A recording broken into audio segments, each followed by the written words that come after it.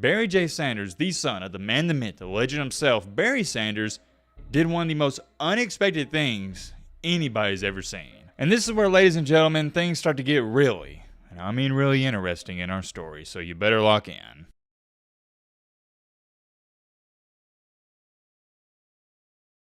This is Barry Sanders, one of the most elusive, fastest, and overall greatest running backs of all time. I could sit up here not just for minutes but for hours, ranting and raving and hyping up Barry Sanders, but I think his game and overall numbers do that for himself. He ranks 4th all-time in the NFL rushing all-time leader list with 15,269 rushing yards. That's not too shabby if I have to say so myself. Obviously, I'm being sarcastic. That's fantastic. He was an outstanding running back, and a lot of people thought he had some juice left in the tank. His retirement caught many people by surprise. A lot of people hated him for it, but that is a different conversation for a different day. What we're here to talk about and focus on in today's video is how unreal of a running back he was. Take a look at these highlights. The way he could juke out people, switch direction within the blink of an eye. It was something we've never seen before. There was multiple times where guys would just straight up whiff. I'm talking about not even get a finger on him. He might be the hardest running back to actually tackle and get on the ground. I mean, look at this runner right here. His quick twitch abilities were on a whole nother level. Oh, wait a minute. My apologies. There's one big problem with this. The video footage I've shown you up until this point is not Barry Sanders. Yeah, that's right. You heard me correctly. You've been bamboozled by your boy Matt. These aren't Barry Sanders highlights. These are Barry Sanders Jr. highlights. This was his son, and very much like his father, he was a beast that nobody, and I mean absolutely nobody, wanted a piece of. Ironically enough, though, I guess he also got this from his father. You look up, Barry Sanders Jr. is nowhere to be found, and he has essentially disappeared. I'd argue and say that Barry Sanders Jr.'s story is just as intriguing as his father's. Because what's so captivating about it is coming out of high school, Sanders Jr. was regarded as one of the best running backs in the nation. He was a 4-star recruit and had an overall scout grade on a scale of 0 to 100, a 95. You see the highlights. He was a carbon copy paste of his father. He was no slouch, not even to the slightest of bits. Almost every school in the country wanted him. I know I sound like a broken record player here, but yet again, similar to his father, everybody was left in the dark and they wanted to know, where did Barry Sanders Jr. go? There's many more questions people have been asking about this guy even till this day. But however, it all circles back to the one, and I mean the one big question we're going to try to get to the bottom of in today's video. What really happened to Barry J. Sanders? Ladies and gentlemen, boys and girls, hope all of you are having a great and fantastic day. If not, hope this video can make it a little bit better. And major shout out to Not Bama Prods. We finally got a new comment and a new recommendation. And this is from no other than Sir Lance _35. He writes, suggestion, can you do a video on what happened with Barry J. Sanders, the son of Barry Sanders? And yes, we can. Thank you for recommending this video, brother. Hope you enjoyed it. And also everyone else on here, hope you enjoyed as well. As soon as I saw that comment, it intrigued myself. I was like, wait a minute, what did happen to Barry J. Sanders? So I bumped it up to priority number 1. I also realized I called him Barry Sanders Jr. in the intro almost at least 10 times. I do apologize for that. His name is Barry J. Sanders. I say it's not his name, but there's a lot of people that do refer to him as Barry Sanders Jr. as well, so that's why I was saying both of them. When he was coming up in high school, I remember people referring to him as Barry Sanders Jr., so I think either one should be A-okay. I do like to get people's names right, and from what I've seen, and you'll see later in this video, I think he prefers Barry J. Sanders over Barry Sanders Jr. And if you're sitting here wondering, Matt, would you just shut the crap up and continue with the video? It's not that big of a deal. I disagree, because a man's name, it is a big deal. You want to get it right. I've jibber enough, though. If you have any recommendations, leave a comment down below. Strap in, buckle up, get you a snack, get your popcorn, get your family light tea when you watch a video, because trust me, I do the same thing. But all right, Matt, blah, shut the crap up, now, without further ado. Let's get it, do it. Woo! Man, oh man, we got good old Barry J. Sanders. And come on, man. You already know, to get into his story, we got to throw it all the way back to where things started. Mr. Barry J. Sanders played his high school football for Heritage Hall High School, which is located in Oklahoma City, Oklahoma. Unlike your stereotypical freshman, he didn't waste any time whatsoever, and he was already making an immediate impact for his team in the year of 2008. As a 9th grader, he helped lead his team to a state championship in which he had 242 rushing yards that season and 12 touchdowns. How about that? Most freshmen at the high school level, they're nervous, they're kind of skittish, they may even be shy, and they're not ready for the bright lights on Friday night for a varsity football team. I guess somebody forgot to send that memo to this young man because, number one, he didn't even look like a freshman. He was playing like a junior or senior. Number two, he didn't look nervous to the slightest of bits. Fast forward time into his sophomore season, which was his 10th grade year, he was even better. You see this gray bar at the very bottom of your screen? That is the national average. The blue bar is Barry J. Sanders. He had 1,230 rushing yards, averaged 8.48 yards per carry, had 153.8 yards per game, and 19 total touchdowns. Pretty good, I think we can all agree on that, but his junior year was even more ridiculous. He averaged over 14 yards per carry. I'm going to say that again, over 14 yards per carry. Utterly ridiculous, right at 190 yards per game with 18 total touchdowns. Of course, if he did that as a junior, you don't really need me to sit up here and tell you he dominated as a senior. It was a carbon copy paste. By this point in time in his high school career, he already solidified himself as one of the best running backs, not just in his state, but in the entire nation. According to 24/7 Sports, he was a 4-star recruit and had an overall scout grade of 95. Goes without being said, a lot of schools wanted him. Number one, he was really good, and number two, he was the son of Barry Sanders. There was some speculation that he might go to Oklahoma State, but he didn't. He decided to commit and sign with Stanford. And this is where, ladies and gentlemen, things start to get really, and I mean really interesting in our story, so you better lock in. Before we go any farther, I have to share this with you. I don't want you to view Stanford as their current form, and I'm talking about how they look right now in 2024. Barry Sanders was in the class of 2012. This is when Stanford was one of the best teams in the nation. Or maybe not one of the best teams, that was a stretch, but they was easily a top 10, top 15 team every single year. So it seemed like at first glance, this was a good fit. Barry Sanders, really great prospect and football player. Stanford, really great program. However, how do I say this nicely here? Things didn't necessarily go smooth at Stanford. He arrives on campus in the season of 2012. There's nothing to say whatsoever. He redshirted. Fast forward in time into the year of 2013, he plays, but it's not a lot. Only had 5 carries for 42 yards and 1 touchdown. Yet again, not too much to say there, and if I can keep things short and simple, that's what I like to do. Heading into 2014, though, he played in all 13 games, which was his sophomore season. Redshirt sophomore season at that. He had 59 carries for 315 yards. Didn't have a touchdown, but he had a decent amount of carries and yards there. But still, with that being said, you get the vibes here. Not too much to be said about it. Of course, at this point in time, going to the NFL is not an option, so he comes back for his redshirt junior year, which was in 2015. There's good and bad news for this 2015 season. Which one do you want first? Let's start off with the good news first. Good news is, Barry J. Sanders was the backup running back, so he's going to get a decent amount of carries. Bad news is, the starter went by the name of Christian McCaffrey. Yeah, you kind of can put 2 and 2 together here.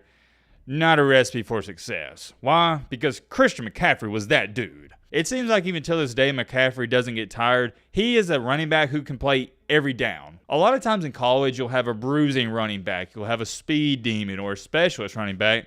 But McCaffrey was all that combined. Or also, another one I'm missing is you'll have a blocking running back. Like I was saying though, McCaffrey, he could do everything and anything you wanted a running back to do. So unfortunately, just due to how unreal McCaffrey was, Barry J. Sanders didn't get that many opportunities that year. Granted, McCaffrey was younger than him, but also McCaffrey was the better football player, so he played more. Ironically enough, when I was gathering information for this video, I happened to stumble across this.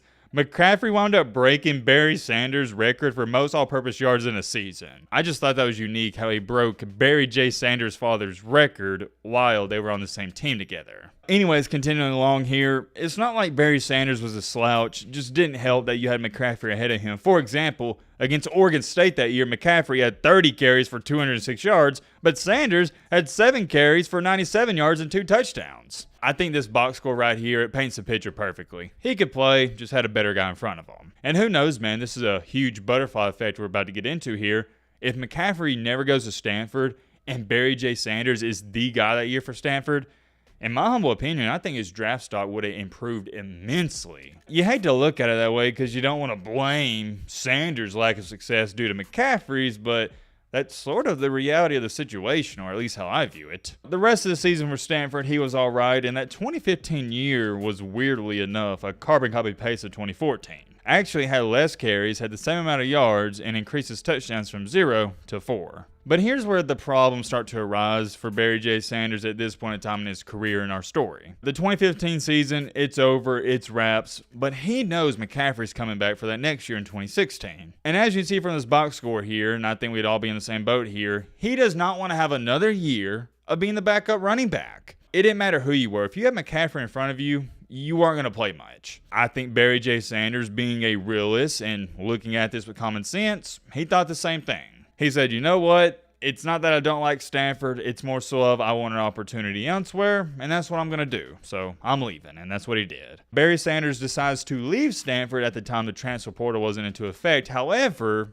he was a graduate senior, so he could leave without penalty. This is where Barry J. Sanders winds up transferring to, you want to take a guess where? I'll give you a second. He transferred to where his dad went, Oklahoma State. No need to talk about this too much and act like it doesn't make any sense, because it does. We know why he went there. Played his high school football in the state of Oklahoma, and it's his dad's alma mater. Oh, wait a minute. I said he wound up leaving to transfer to Oklahoma State as a graduate senior. The specific term here is actually graduate transfer, so my apologies on that. Anyways, getting back on track here. He gets to Oklahoma State. There's a lot of hype around him for obvious reasons. Unfortunately, I hate to be the bearer of bad news, he didn't do too much. Probably the highlight of his career, and I actually remember watching this, was he had a really good punt return right to the 1-yard line, and he almost scored on it. Outside of that, he didn't do anything that year. He didn't even have over 100 rushing yards. If you do want to see his exact numbers and stats here, had 28 carries for 93 yards with 2 touchdowns. He did return some punts and kicks here and there, but outside of that one cool return he had,